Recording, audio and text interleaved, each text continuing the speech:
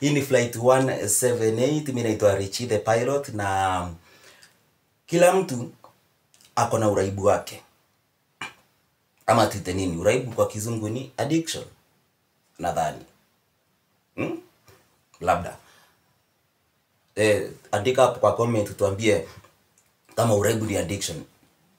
Nadhani anyway, kila mtu ana uraibu wake na kila mtu na vile vitu ambao wanatumia.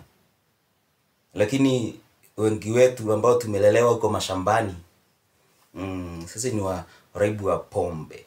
Unajua wanasema kwamba kama wewe sio mlevi ni malaya. Sijaijua uhakika wa huo msemo, lakini ndio huwa wanasema.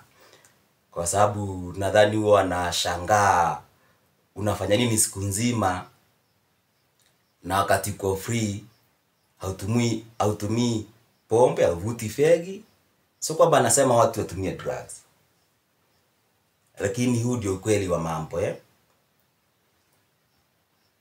Na mimi wanasema kama we ni introvert, usijaribu kuguza drug yoyote. Hao jamaa introvert ashaguza hivi, huko huwa hatoki. Hatoki kiurahisi. Kwa sababu akikunywa wakati kama amelewa ama amevuta bangi zake, ndio na hisi raha sasa. Ndio naweza kapiga story akaongea mawili matatu, lakini kama hajalewa anakimya tu kama maji kwa mtungi. Sijui kama ndio maana yake introvert. Leo tunafanya guesswork.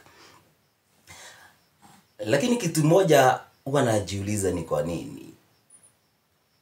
Kuna mtu aliniambia ni madhara ya kuacha kutumia kwamba kama umekunywa leo pombe ukakunywa kesho kutwa, alafu siku inofuata ukaacha, usiku unaota ndoto zingine. Sijui ni mimi ama tuko wengi unaota ndoto zingine zinaitwa jinamizi. Unaona ukichapwa ama ukipigwa na mtu kwa kitumia rungu, ama umefukuzwa na watu wengi. Sijui hizo ndoto kama ushai experience, kama naongea na walevi, kama ushai jaribu kuacha ama bado unakunywa ule wakati ambao unakunywa kwenda kulala, unaota ndoto mbaya. Ukifukuzwa ama ukianguka kutoka kwa cliff, karibu upige nduru, unashtuka kutoka usingizini.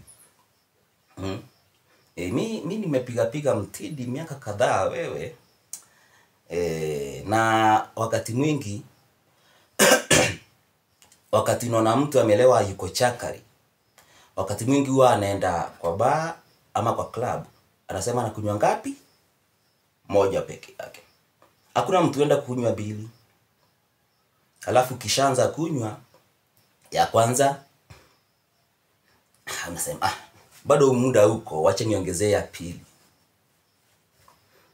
Bado mapema, kwani enda kufanya nini? Ya tatu.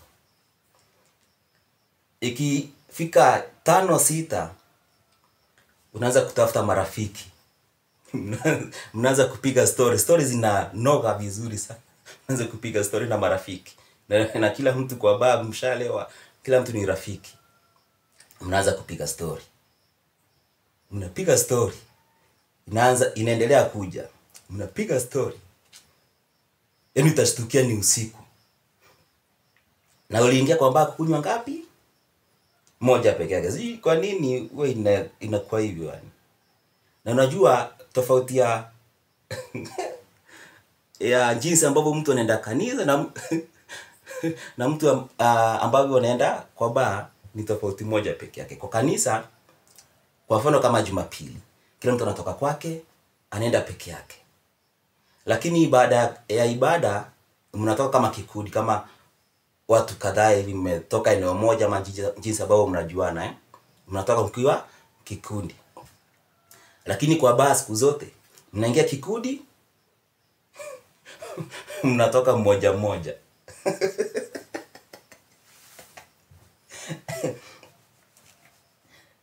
Unapiga maji. Zile stories sasa zinaisha, kila mtu anakaa kimya. Kama upumziki, unajua sasa huo wakati unaelekea kuzima,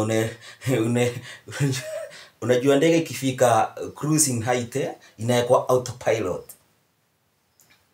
Ishawekwa autopilot, rubani anaweza kunywa kahawa ama afanye mambo yake, lakini ndege iko autopilot. So ushalewa kabisa, akili inaenda autopilot.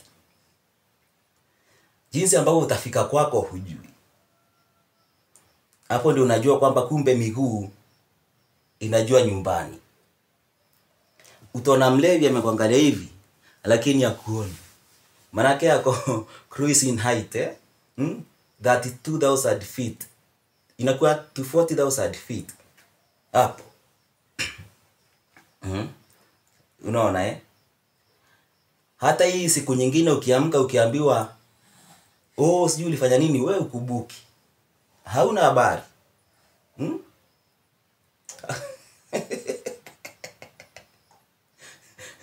Kuna wale wanakunywa wanaanza kuongea kizungu, wengine wananyamaza di. Mwingine atakwambia ile maneno anataka, lakini ishi inakuwa siku hii nyingine hukumbuki kitu ambacho ulifanya ama hali ulipitia. Unaweza ka withdraw pesa kwa M-Pesa alafu kaziacha hapo, lakini kwa sababu uko autopilot tayari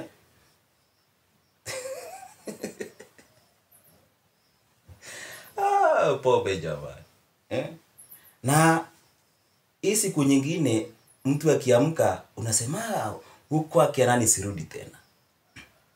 Unakumbuka kuna ule wimbo wa Meja, kwa Rinjana kuliendaje? Hiyo unakuwa ukweli. Sasa ukiamka hii siku nyingine unasema urudi huko tena, na utajipata hapo hapo tu.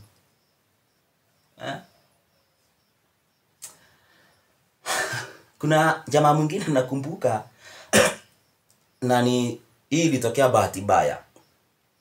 Yeye ashalewa, shapiga manja kalewa kabisa, yuko chakari. Ashaingia autopilot. So alikuwa na uvukajia. Kuna vile mtu huwa anastaka unaenda hatua 3 mbele, unarudi 18 nyuma. So wakati navuka njia, kuna lori kubwa, haya malori ya kubeba container ilikuwa linapita. Yule dereva alivyoona hali ya huyu mzee, acha nimuite mzee, alivyoona hali yake akanyaga breki. Jamaa avuke. Na yeye akavuka vizuri sana. Sio hayo malori ni marefu. Jamaa ashavuka njia, driver akaanza kuondoka sasa. Vile nimekwambia unakanyaga hatua 3 unarudi 18 nyuma. Huyu jamaa alikanyaga kama 5 hivi. Wakati anarudi nyuma hatua zingine 18 akapata na body ya lori. Akakrashiwa. Sikumbuki ni kama miaka 5 hivi imepita sasa. Hiyo ilikuwa tu bahati mbaya. Kwa hiyo ukiona mtu ako autopilot anakuangalia tu lakini hakuoni. Na sio kwamba wewe ishi maisha ni yako tu. Hii ni flight 178, mimi naitwa Richie the pilot. Na uendelee ku like na kusubscribe Naona tunakaribia 1000. Tunaenda vizuri sana